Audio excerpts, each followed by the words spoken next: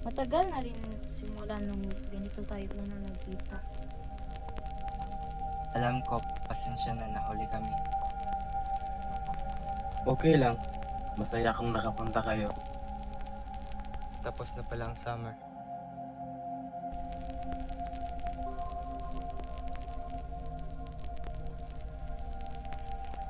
Napakabilis naman ang oras.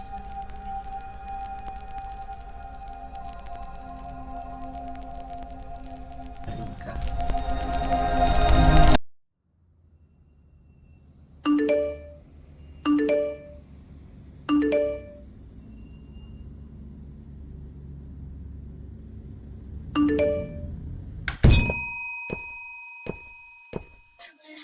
Miss May, ikaw ba yan? Totoong tao nito, Ace Gabriel, nice to meet you. Ano na kayo? Kanina pa kayo? Ayun nga pala. Nice to meet you. Simulan na natin to.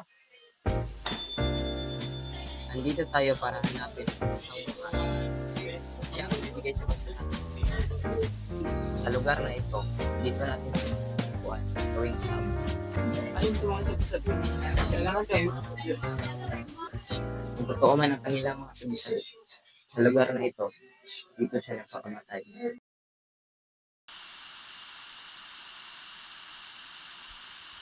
May, anong meron? Wala naman. Nagdadalawang isip lang ako. Takot kasi ako sumulto. Sige, kami na lang.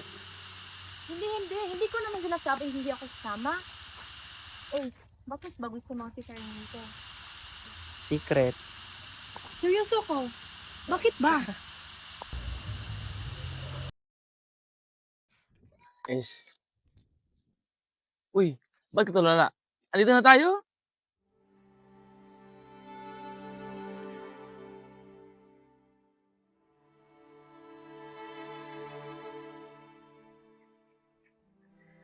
Uy, pwede na ba itong simulan?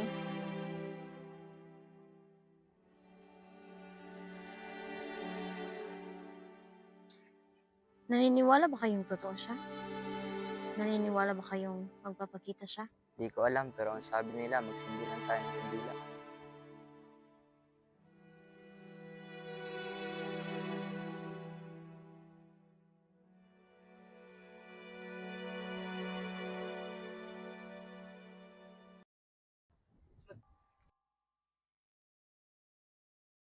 At ito na ang panguli.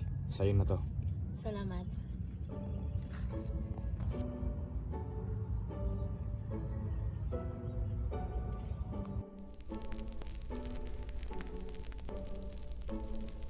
Ace, alam mo, naniniwala talaga ako sa mga multo. Pero hindi pa talaga sila nagpapakita. Sabihin na lang natin itong gala. Masaya akong makilala ko kayo.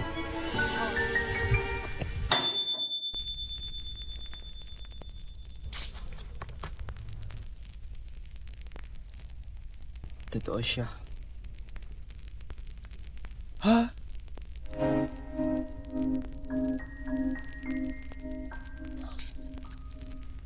Ikaw ba yung sinasabi nilang nito? Oo, ako yun. Anong kailangan niyo sa taong pumanaw na?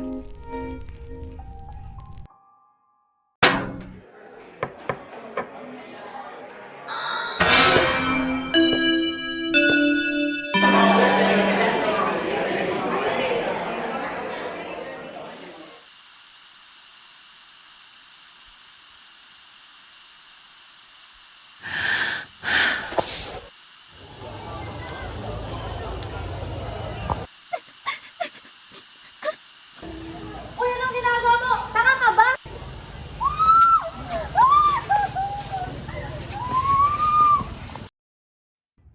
Hindi naman.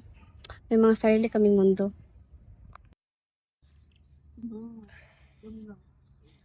Salamat naman.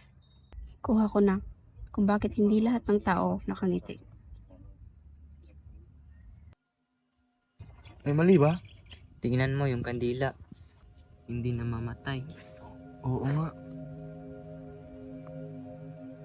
May, Isa ka ba sa mga taong inaapi? Kaya ba gusto mong magpakamatay? Sa totoo lang, hindi lahat ay nakakakita sa akin. Yun lang mga taong handang lakbayin ang landas ng kamatayan. Ang ibig sabihin ba niyan ay pati rin silang dalawa? May mga katanungan pa ba kayo? Oy, multo! Rika Miles. Yun ang pangalan ko.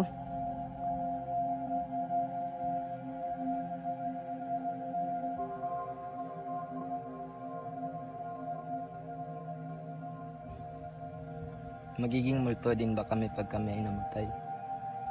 Hindi ko alam. May iba pa ba kayong mga tanong? Gusto kong malaman kung ano ang pananaw mo sa mundo pag naging multo ka. Hindi ko pwedeng sabihin. Hindi ito madaling sabihin.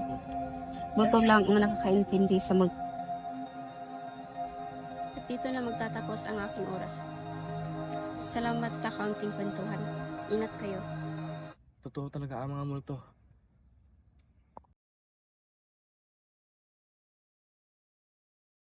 It's not a very common to form in the heart, but they can. On a very rare occasion, a tumor can grow in the heart. Ilang mga Unfortunately, buwan ang it didn't nabubuhay. have long. It depends whether it spreads or not. If something happens, contact me immediately.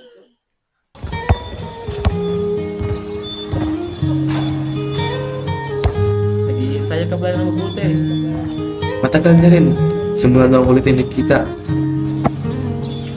Alam mo, hindi mo pa sinabi sa akin kung ba't ka tumingin sa paglalaro. Wala lang. Wala lang. Kasi, matagal naman ako. Ano? Ito na lang ako ilang buwan. Hindi ko na maaabot na lang sa sarili ng pag-init. Na, biro lang. Kuya naman, ito ang biro ng ganyan.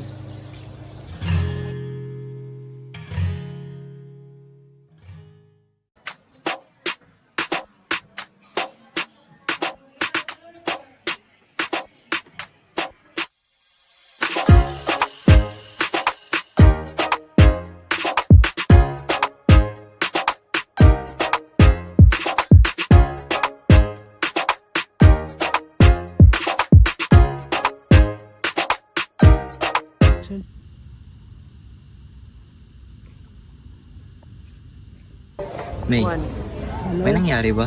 Wala naman. Talagang hindi lang ako makain.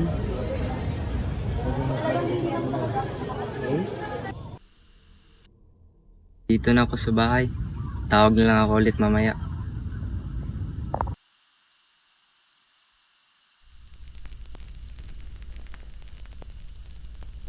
Oy, bumalik ka pala.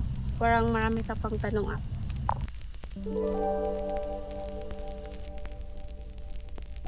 Oy Ace, sa tingin mo, ano bang kahulugan ng iyong buhay? Sa tingin mo, mukha ba akong buhay sa'yo? Mukha naman. Sa totoo lang, hindi ko alam kung buhay pa ba ako.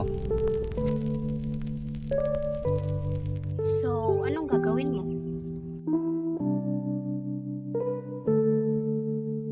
Gusto ko na lang talaga mawala sa mundo. Gusto mo bang subukan? Gusto mo bang lumabas sa iyong lungga? Matutulungan niyo ba ako? Sabi ko na nga ba? Dahil dito na naman. Palagi mo ba siyang binibisita? May gusto ka ba? Hindi sa ganun. Yes, labas na ako dyan. Hindi ako tutulong sa taong nagpakamatay. Hindi totoo lahat ng yan. Sige, mag-ingat ka.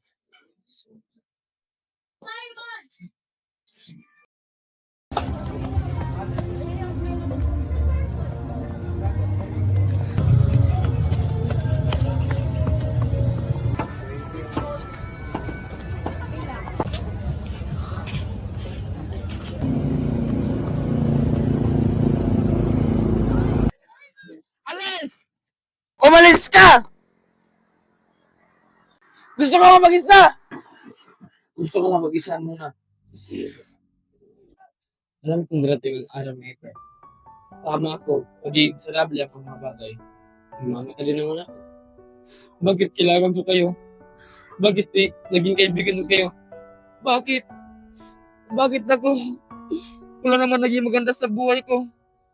Simon, hindi ko alam kung tama bang sabihin ko sa'yo to.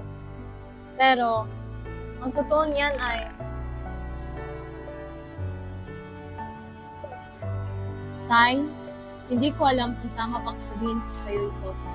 Pero, ang totoo niyan ay, naiintindihan ko ang kalagayan mo.